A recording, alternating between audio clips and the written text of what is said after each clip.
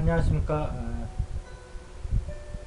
가슴명상센터를 운영하고 있는 파트로브입니다. 지금 이제 행복 명상에 대해서 이제 계속 연구를 하고 있는데요. 오늘은 행복 명상이 갖고 있는 수행 체계에서 어떤 의미가 있는 건지에 대해서 여러분하고 같이 좀 생각을 해볼까 합니다. 항상 저는 이제 명상을 할 때 여러분에게 현재 하고 있는 명상이 명상 전체 체계에서 어떤 위치를 점하고 있다라는 것을 이제 이렇게 말씀드리는데, 그것이 중요한 이유는 이 지금 현재 하고 있는 명상이 명상 체계에서 어느 위치를 아는 것이 그 명상에 대해서 과대 해석할 필요도 없고 과소 해석할 필요도 없는 겁니다. 그랬을 적에 이제 또 다음 단계가 어디로 가는 건지도 알 수 있는 거고, 그래서 항상 명상을 하실 때 우리가 어디를 갈 때도 그 지도를 가고 찾아가듯이 여러분도 항상 자기가 하고 있는 현재 명상이 어느 명상 전체 구조에서 어느 위치에 있는지를 좀 아시는 게 대단히 중요합니다. 우선 행복 명상이라고 하는 것은 우리 수행이 이제 근본적으로 뭐냐면 도노 점수라는 개념 안에서 이제 설명할 수가 있는데, 도노라고 하는 것은 이제 우리가 이제 본성을 보는 거고요. 거기는 더도 덜도 없고 부정불감하는 자리입니다. 늘지도 않고 줄지도 않고 깨끗하지도 않고 더럽지도 않고, 그것은 이미 완벽한 거예요. 손을 댈 필요가 없어요. 그 다음에 이제 점수로 오면 우리 인간은 이제 몸과 감정과 이제 생각을 갖고 있는 존재거든요. 그 중에서 특히 이제 우리나라는 불교로 보면 현교, 밀교와 현교에서 현교에 들어가고, 그 다음에 현교에서도 이제 가나선, 이제 특히 이제 화두를 두는 가나선을 중시하는 이제 조계종이 지금 대세지요. 그래서 거기서 그 중에서도 이제 이목보라는 화도, 무자 화도 가지고 이제 스님들이 이제 여러 스님들께서 이제 동안과 마시고 계속 수행을 하고 계시는데, 이런 생각을 좀 다루는 걸 많이 해요. 이제 생각을 다룬다는 건 뭐냐면 이제 생각을 이제 그친다는 건데, 멈춘다는 건데, 그 말은 이제 생각을 완전히 없앤다는 건 아니고요. 좀 더 정확히 말하면 우리가 원하지 않는 생각은 안 하겠다는 거예요. 원하는 생각만 하겠다는 거예요. 이제 그것이 이제 1700개 이제 공안, 화두가 있는 겁니다. 근데 이제 아쉬운 것은 뭐냐면 감정에 대해서는 우리가 원하는 감정만 갖고 원하지 않는 감정은 안 갖겠다고 하는 수행이 별로 없어요, 지금. 주로 이제 감정에 대한 명상이 갖고 있는 기법들은 감정이 한번 휩쓸고 지나가고 난 다음에 치유와 정화라고 하는 사전이 아니고 사후에 처리하는 기법들이 지금 대부분을 이루고 있습니다.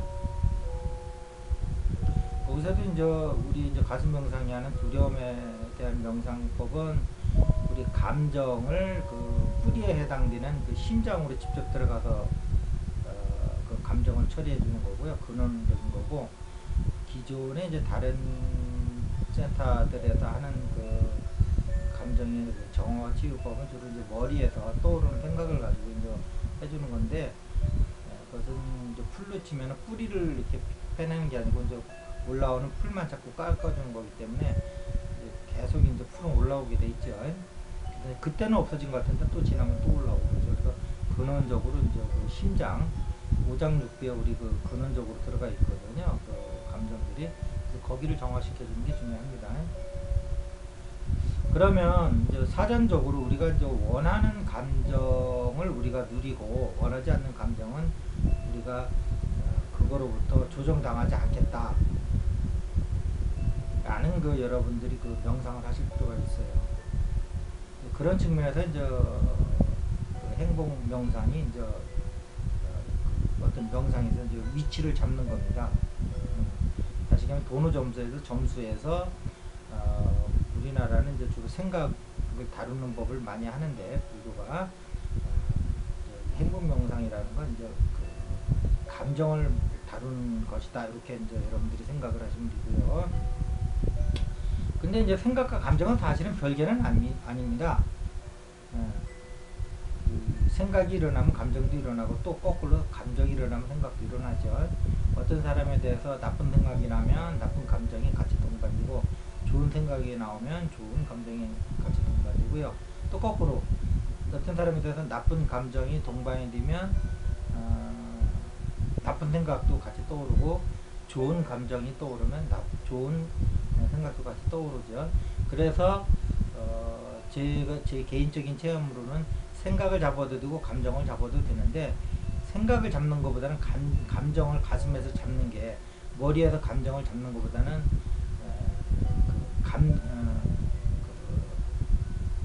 가슴에서 감정을 잡는 것이 훨씬 낫다라고 하는 게 제 생각이에요. 그래서 이 행복 명상은 행복하기 위한 명상이지만 좀 더 수행 방법과 결부돼서 말씀을 드리면 어떤 거냐면 행복이라고 하는 내가 의도된 그 감정만 내가 가져가겠다는 거예요. 내가 의도하지 않은 다른 감정들은 안 느끼겠다는 겁니다. 이것이 행복 명상의 정확한 수행 방법으로서의 여러분 이해를 하시면 되겠어요. 예를 들면 그럼 우리가 원치 않는 감정들이 얼마나 많은지 한번 보세요. 이 책이 있길래 한번 제가 가져와봤어요. 미움, 슬픔, 고통, 불행, 절망, 낭망, 단절, 포기, 냉각, 경솔, 배반, 부정, 의심, 파괴, 분노, 좀 심하지 않은 거는 제가 좀 넘어가고 있는데 거짓, 공포, 비관, 위선, 오만, 이기, 욕만, 집착 이런 어떤 여러가지 감정들이 여러분들이 감정을 다스릴지 모르면 이 감정들이 여러분한테 그 주인 노릇을 해요. 이것들이 하루 종일 여러분들을 끌고 다녀요. 한평생을. 자, 그러면 안 되겠다는 거죠. 그 미움, 슬픔, 고통, 불행 이런 것들이 한평생 끌려 다니가지고 그 삶이 그 질이 엄청 떨어지는 겁니다. 그래서 근데 만약에 여러분들이 자기가 그 원하는 감정만 자기가 느낄 수 있는 그 힘을 안에서 길러서 그렇게만 할 수 있다 그러면 좋은 거 많습니다. 이게 그쵸? 사랑, 기쁨, 환희, 행복, 희망 뭐 이런 그 은혜, 은총 이런 어떤